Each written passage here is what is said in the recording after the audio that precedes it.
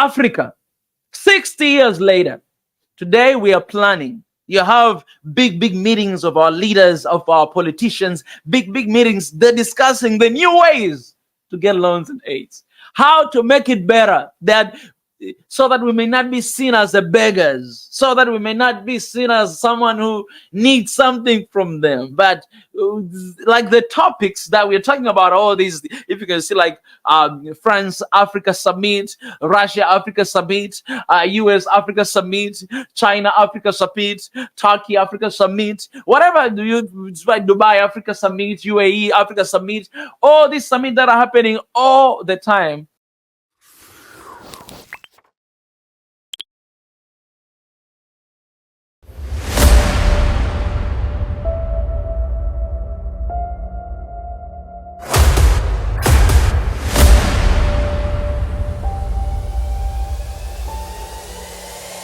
This is the journey to one Africa. I want you guys to answer the question that is right there. The biggest threat to Africa's economy today, or the biggest threat to Africa today. What do you think is the biggest threat to Africa today? All right, this is 2024. We need to start with that note. First of all, you cannot defeat your enemy if you do not know who is your enemy. You cannot solve whatever challenge, you cannot bring about solution if you do not know what is the source of the problem and what the problem is. You must, when we're doing this root cause analysis, you always must find what is the problem. What is that thing that is holding us back? All right. Once you know this is the threat, and I use the word threat very purposefully. What is the biggest threat to Africa's economy today? Or you can just say, what is the biggest threat to Africa today? Africa's biggest threat that we have today. Let me just share this. Let me pray a little quick. God, I thank you for today, for giving us this opportunity to come here. And I pray for your wisdom. I pray for your understanding. I pray for your knowledge. And I pray, God, that you will lead us all the way from the beginning, all the way to the end. In your precious name, Christ, I pray. Amen. Let me say this, first of all, that after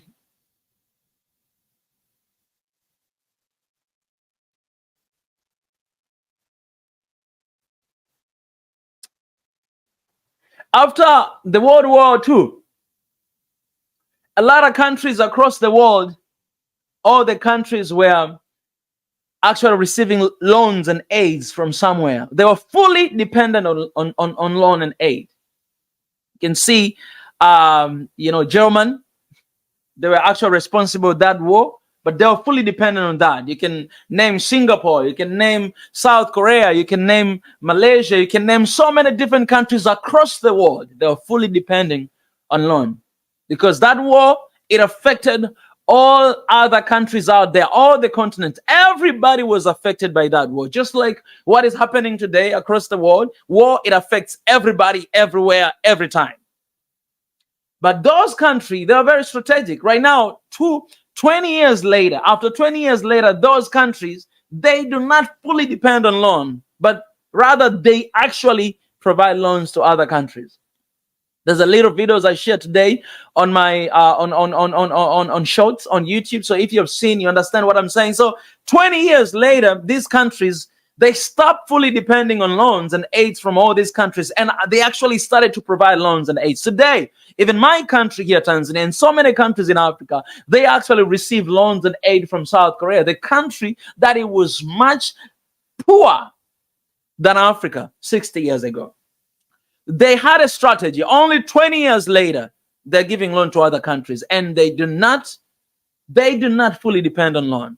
Africa, 60 years later, today we are planning. You have big meetings of our leaders, of our politicians, big meetings. They're discussing the new ways to get loans and aids, how to make it better, so that we may not be seen as the beggars, so that we may not be seen as someone who needs something from them. But like the topics that we're talking about, all these, if you can see, like France Africa Summit, Russia Africa Summit, US Africa Summit, China Africa Summit, Turkey Africa Summit, whatever Dubai Africa Summit, UAE Africa Summit, all these summits that are happening all the time. Our politicians are going there basically they are discussing, and they're talking in front of everybody. I remember Ramaphosa when he went to France and so many other presidents there. Clearly, this is what he was saying. We're not beggars. And we share the videos here. A lot of us, you're very excited that yes, our leaders said we're not beggars. Ruto said we're not beggars. We're excited, we're happy that we're not beggars. But guess what happened next? What happened next is that the same leaders, you find them coming to rooms and discussing the new ways of how to get loan and aid. The better ways to get that.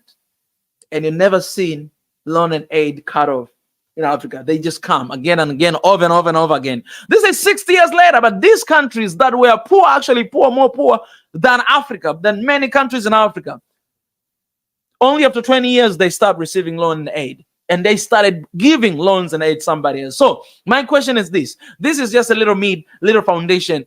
What is the biggest threat to Africa's economy today? Because we cannot stay at the same place we have been 60 years ago. We are still here today, the same place. This is New Year 2024. We are still at the same place. 2025 next year, we're going to be talking about the same thing. 2 years later, 5 years, 10 years later, we're going to be talking about the same thing. If we do not find root cause analysis today, and if we are not willing to cut down these issues, I say this. Since 2 years ago, we have been having the year of action and also us being brutally honest with ourselves. And you know, guys, I've been doing a lot of actions, but most importantly for this year, this is the year of excellence, that everything that we do, we must put excellence to it. So if we talk about loans and aid and how it affects Africa, all of us, we know I don't have time to go and to start diving deep into whatever issues are happening with this. Just go and read this book called Dead Aid by Dambisa Moyo, all the way from Zambia. If you read this, you'll understand how bad loans and aids are to our continent and to our people, and the reason why we're still where we are. Go and read that. Get your time, read this. Knowledge is power, Africans. Read books, understand, at least get this brain of another African, your fellow African, to understand what she's saying, what she's talking about when you're talking about laws and aids, and why we are fully against this. I believe that people there's even politicians say there's no country that ever survived without loan. But can you compare those countries with your continent? Those guys, they give you loan. They take loans strategically. They give you loan, and you guys, you pay them money more than what they give it to you. Then they just give your own money. They come to you, they take it in raw materials, they process it, it become finished product. They sell back to you with the highest price, and that's how they get money away from you.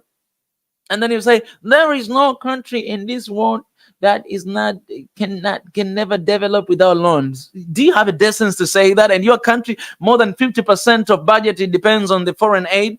Today, your country, if they decide to shut down the aids and loan, your country will not operate today because you're fully depending on them.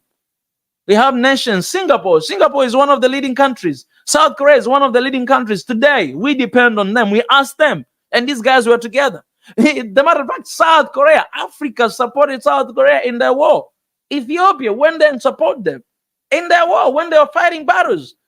It was fully smashed.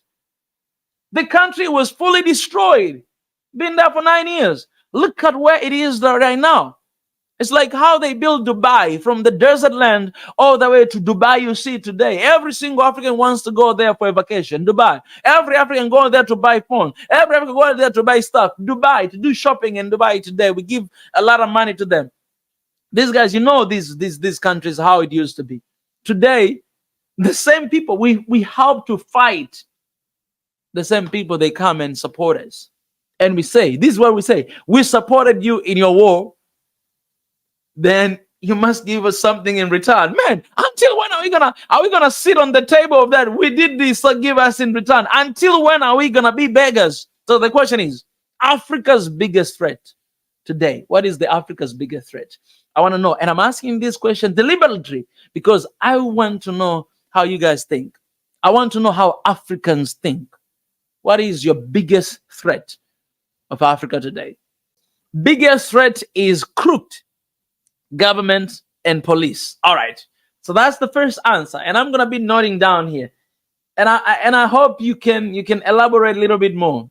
I understand what you're saying, but I hope you can elaborate a little bit more. So Renee says that the biggest threat to Africa's economy today, Africa's stability today, Africa's development today, Africa's everything. So you can put your country, the biggest threat to Ethiopia's economy today, or Ethiopia, what? Biggest threat to Tanzania, to Kenya, to South Africa. You can think, based in your country. Maybe you don't have a knowledge of the entire continent, which I really suggest you should have, but you can take any case study in Africa, think about that country, and then look at the answer, because whatever answer that you're going to find in South Africa is going to be pretty much the answer to Tanzania and other countries as well, because we share a lot of things in common, and pretty much, even though economy is just but we are still down there, somewhere there. All right, so crooked government and police, all right? Marie says outside interference, the biggest threat to Africa's economy, all right? Aika Khalil, she says our insecurity and of course the economy of the Western world. All right. Well, what do you mean by that? Economy of the Western world. All right. Somebody says here politicians or leaders, political leaders. I love the way you use that, because I don't use the word leadership anymore for leaders, for politicians here in Africa, because I feel like they don't deserve to be called leaders, right? So I just call them politicians for who they are. All right, because you cannot promise things that you don't do it. Those are acts of politicians. If you want to prove to us that you're a leader, get rid of poverty in Africa. If you want to prove to us that you're a leader, get rid of whatever, the electricity in Africa. You can't keep not having electricity, not having clean water, and then you call yourself a leader.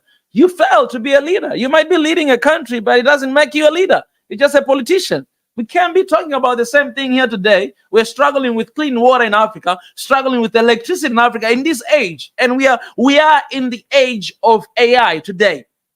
AI today, everything is being done by robots. Everything is being done by somebody else and not even our mind. And we cannot afford to have electricity in Africa. Electricity is a problem. In my country, in any country in Africa is the issue. In Kenya, in Ethiopia, in everywhere in Africa. It's the issue. We can't sit here and call you a leader if you cannot deal with small issues like this.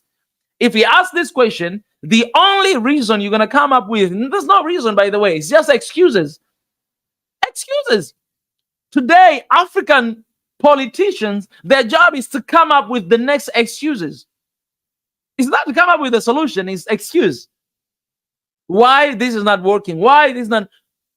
We don't want to know why it's not working. We want to see things working. You understand this? So we have a bunch of politicians, their job is to talk and not really to do. They'll just give you numbers. In 2 years from now, this problem will be completely erased. But in 2 years from now, they're leaving the government. The time is over. They just give you a calendar like that. We are not finding solutions. If you're not finding solutions, you're not a leader. You're not qualified to be a leader. If you cannot come with a solution, you're not qualified. It doesn't matter how many challenges are there. Challenges are there so that we may find solutions. If you cannot come up with a solution, you're not qualified to be a leader. But you're a politician. You are a talker. We just call you for who you are. So I love the way that you say political leaders. Because, yeah. I don't even put the word leaders in front of that. I put politicians, because the leader I think about. All right. Let me keep. So the question is the biggest threat to Africa's economy. What is the biggest threat to Africa's economy? All right.